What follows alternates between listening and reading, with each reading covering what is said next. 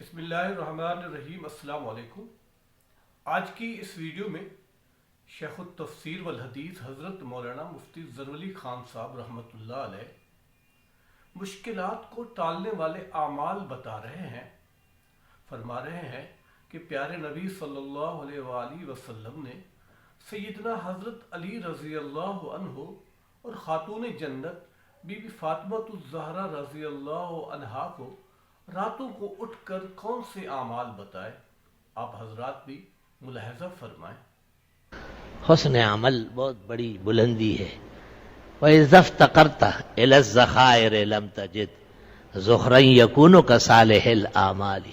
جب آپ خزانے کرنے لگے کہ میرے پاس سونا جمع ہو جائے اور چاندی جمع ہو جائے، بینک بیلنس بڑھ جائے، ملکوں میں میرے پلاٹ اور زمینیں ہو، یاد رکھنا یہ سب خیال ہے اور غلطی ہے۔ یا آپ بھی مبتلا ہو رہے ہیں اور اپنی اولاد کو بھی گرفتار کرا رہے ہیں، یہ سب غلط کر رہے ہیں۔ آپ صرف اور صرف اعمال اور کردار بلند کر لے۔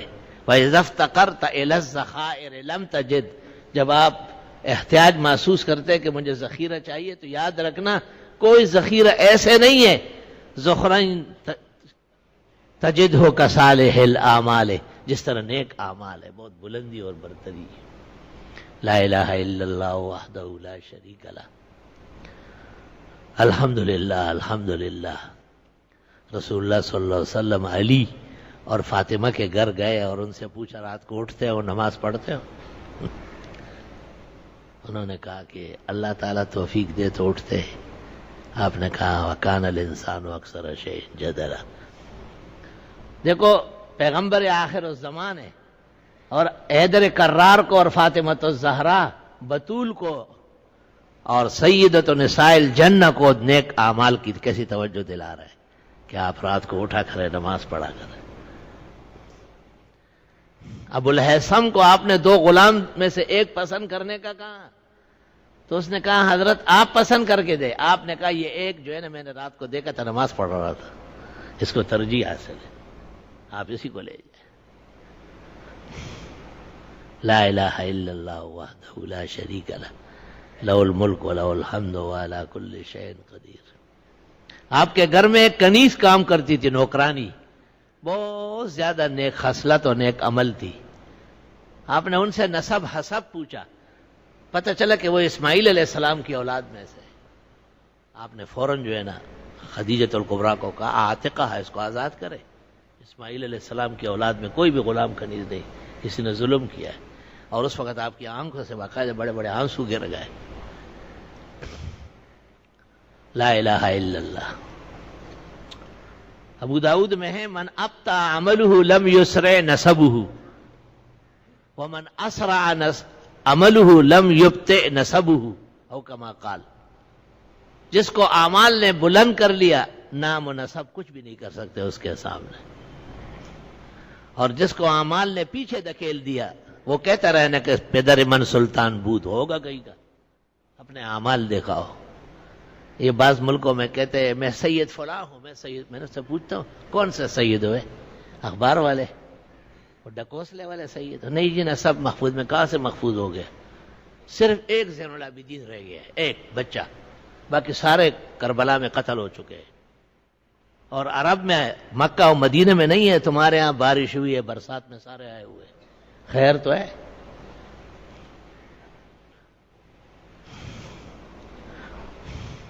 مجمع البحار میں طاہر پٹنی کہتے ہیں کہ علماء سارے سادات ہیں، یعنی دین کے رہنما ہیں۔ دیکھیں ذرا، اور اگر کوئی وصیت کرے کہ میری جائیداد اور میری دولت سادات کو دے تو فقہاء کہتے ہیں کہ فقہاء اور مفتیین اور محدثین کو دیا جائے گا، یہ امت کے سادات ہیں۔ لا الہ الا اللہ وحدہ لا شریک لہ۔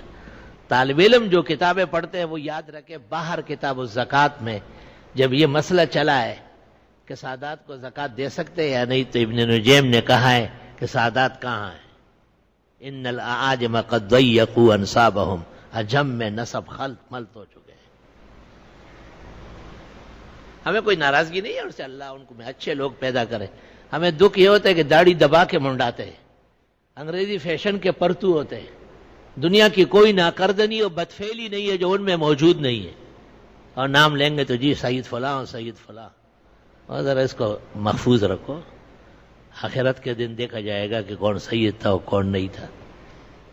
اس لیے علماء کہتے ہیں کہ طالب کو اجازت ہے کہ اپنے استاذ کو کہے میرا استاذ سید المحدثین ہے، میرا استاذ سید الفقہاء ہے، میرا استاذ سید الصرفیین ہے، سید النحات ہے، سید الادباء ہے۔ دیکھیے مجمع البحار جلد 5 تک ملا کون کون سے الفاظ و القاب جائز ہے اور کون سے ناجائز۔ تو اصل بنیاد جو ہے وہ عمل کی ہے، اور اللہ قرآن کریم میں جب بھی کسی کو کہتے ہیں تو یہ نہیں کہتے کہ تمہارا نسب بہت بڑا تھا، کہتے یا بنی اسرائیل، او یعقوب کے بیٹو شرم کرو، حیا پیدا کرو، انی فضلتکم علی العالمین، میں نے تمہیں برتری دی کائنات پر، واتقوا یوما، اس دن کے آنے سے بچو نا، لا تجزی نفس عن نفس شیئا، کوئی کسی کو چھڑا نہیں سکے گا، ولا یؤخذ منها عدل، نہ جرم کے بدلے میں جرمانہ قبول ہوگا، ولا تنفعها شفاعہ، نہ کسی بڑے سے بڑے کی سفارش چلے گی، ولا هم ینصرون، اور نہ ان کی آپس میں مدد کی جائے گی۔ اور پھر فرماتے ہیں لعن الذین کفروا من بنی اسرائیل، یہی بنی اسرائیل لعنتی ہو گئے۔ علی لسان داؤد و عیسیٰ ابن مریم، حضرت عیسیٰ کے زمانے میں بھی ان کی زبان سے، اور حضرت داؤد کے زمانے میں بھی، عیسیٰ کے زمانے میں خنازیر بنائے گئے اور حضرت داؤد کے زمانے میں بندر بنائے گئے، وجعل منہم القردۃ والخنازیر وعبد الطاغوت۔ تو دیکھو انساب پر قائم نہیں رہے اور ان کے احساب ختم ہو گئے، اس واسطے ان کے نسب کو بھی نفی کر دیا۔ نوح علیہ السلام نے جب کہا ان ابنی من اہلی، یہ میرا بیٹا تو ہے کنعان، بیٹا تو میرا ہی ہے، لڑکیاں کھا رہا ہے پانی میں، آپ نے کہا انہ لیس من اہلک، نہیں ہے نہ اہل ہے، انہ عمل غیر صالح، اس کا چال چلن خراب ہے، اس کے اعمال آپ کے منصب کے خلاف ہے، خبردار کہ آپ نے ایسے بیٹے کے بارے میں دعا کی۔ انی اعظک ان تکون من الجاہلین، میں آپ کو سمجھاتا ہوں اے نوح پیغمبر کہ آئندہ ایسی کمزور بات نہ کرے۔ مفسرین نے لکھا ہے کہ حق تعالیٰ نے اتنی شدید تنبیہ کی کہ حضرت نوح علیہ السلام ڈر گئے کہ کہیں ایسا نہ ہو کہ میرا نام انبیاء کے فہرست سے نکال دیا جائے، اس قدر غصہ ہو گیا حق تعالیٰ شانہ۔